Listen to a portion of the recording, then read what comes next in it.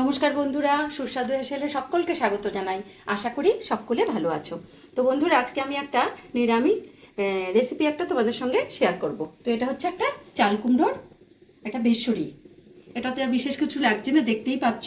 আমি এখানে একটা চাল কুমড়ো আমি ছোট ছোট করে কুড়িয়ে নিয়েছি, মানে কুচি কুচি করে জল ঝরিয়ে লবণ দিয়ে একদম ভালো করে চটকে নিয়ে জলটা ঝরিয়ে নিয়েছি। এখানে নিয়েছি 3টে তেজপাতা, 5টা কাঁচা লঙ্কা, আমি সাদা জিরে দিয়ে রান্নাটা করব। আর নিয়েছি আধা মালা নারকেল, আমি এখানে ভালো করে কুড়িয়ে নিয়েছি।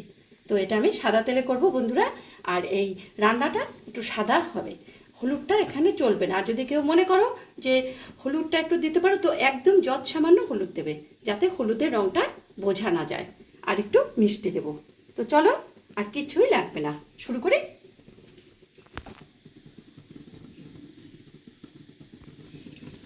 আমি এখানে 2 টেবিল চামচ মতো সাদা তেল দিয়ে দিলাম।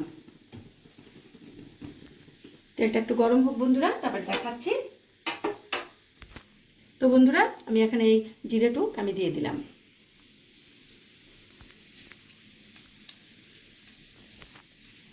তারপরে দিয়ে দিলাম এই তেজপাতা দিয়ে আমি এখানে কাঁচা লঙ্কাটা দিয়ে দিলাম।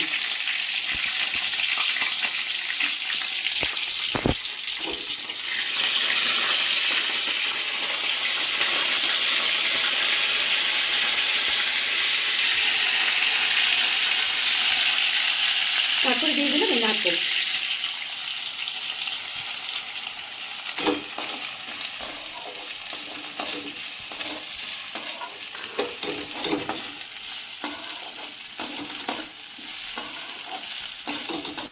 নারকেলটা বেশি ভাজা ভাজা করবো না বন্ধুরা, দেখছোই কালারটা, এরকম কালারটা যখন আসবে আমি চাল কুমড়োটা আমি দিয়ে দেবো।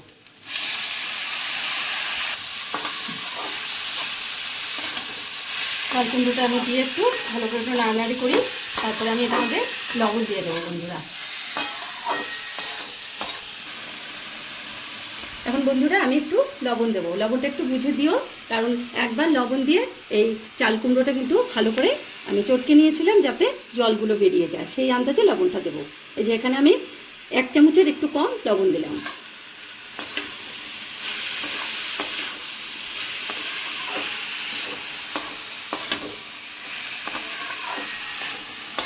বন্ধুরা, আমি এখন একটু ঢেকে দিই। এখন একটু আমি এটা আমি ঢেকে দেব।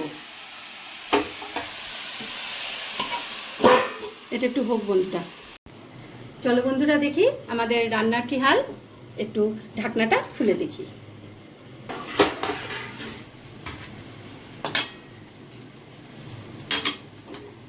এই যে দেখো, এই অবস্থা হয়েছে আমাদের রান্নাটা। আজকে দেখো সুন্দর, আজকে একদম নরম হয়ে গেছে, যেহেতু লবণ দিয়ে চাল কুমড়োটাকে আগে একটু আমরা চটকে নিয়েছিলাম, তাই রান্নার এত সুন্দর নরম হয়েছে চাল কুমড়োটা। তোমরা এইভাবে লবণ দিয়ে আগে চাল কুমড়োটা সুন্দর করে আগে ভালো করে একটু চটকে নিয়ে জলটা ফেলে দিও। বাড়তি জলটা থাকলে চাল কুমড়ো কিন্তু টক হয়ে যাবে বন্ধুরা, আর চাল কুমড়োটা একটু শক্ত হয়ে হয়ে তোমাদের রান্নাটা ভালো লাগবে না তো খেতে। যাই হোক বন্ধুরা, তোমরা এইভাবে রান্নাটা করো। রান্নাটা প্রায় হয়ে আসছে।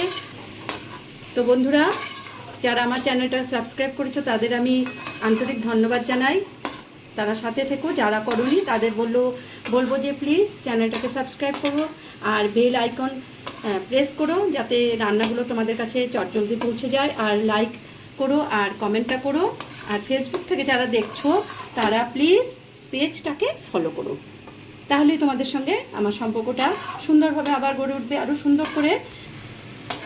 তো সম্পর্কটা সুন্দর করে আরও সুন্দরভাবে গড়ে উঠবে, বন্ধুত্বটা, আমার রান্নাগুলো তোমাদের কাছে পৌঁছে যাবে। আর আমার রান্নাগুলো তোমাদের কাছে যেমনই লাগুক, ভালো লাগুক খারাপ লাগুক, তোমরা প্লিজ কমেন্ট করে জানিও, তাহলে আমি আমার দিক থেকে শুধরে নেব। তো আজকে আমাদের রান্নাটা সুন্দরভাবে গড়ে উঠবে, আমাদের সম্পর্কটা। তো আর ইনস্টাগ্রামে বন্ধুরা আমাকে ফলো করো, সেখানেও তোমরা আমাকে ভালো মতো সুন্দর করে পেয়ে যাবে। তো আমি এখন একটু এর মধ্যে একটু মিষ্টি দেব আর একটু ঘি দেবো বন্ধুরা। চলো, আমি এখানে 1 চামচ মতো মিষ্টি দিলাম। এই রান্নাটা একটু মিষ্টি মিষ্টি হবে, তোমরা বুঝতেই পারছো। আমি এখন এই অল্প একটু এই 1 চামচের 4 ভাগের 1 ভাগ একটু ঘি দিয়ে দিলাম, যেহেতু চাল কুমড়োটা একদম কমে এসছে, খুব সুন্দর করে নরম হয়ে গেছে। বেশি ঘি দিলে তো আবার ভালো লাগবে না, তাই আমি এর পরিমাণ মতোই আমি ঘি দিলাম। এখন এটা আমি তোমাদের বেড়ে দেখাচ্ছি বন্ধুরা। তো বন্ধুরা, আমি উপর থেকে একটু আমি কিশমিশ দিয়ে দিলাম। এই রান্নাটা একটু মিষ্টি মিষ্টি যেহেতু, আর তোমাদেরকে আমি একটু এই সাজিয়ে দিলাম। দেখো, তো রান্নাটা আমাদের বাঙালিদের অনেক পুরনো রান্না বন্ধুরা। এই রান্নাটা হারিয়ে যাচ্ছে প্রায়।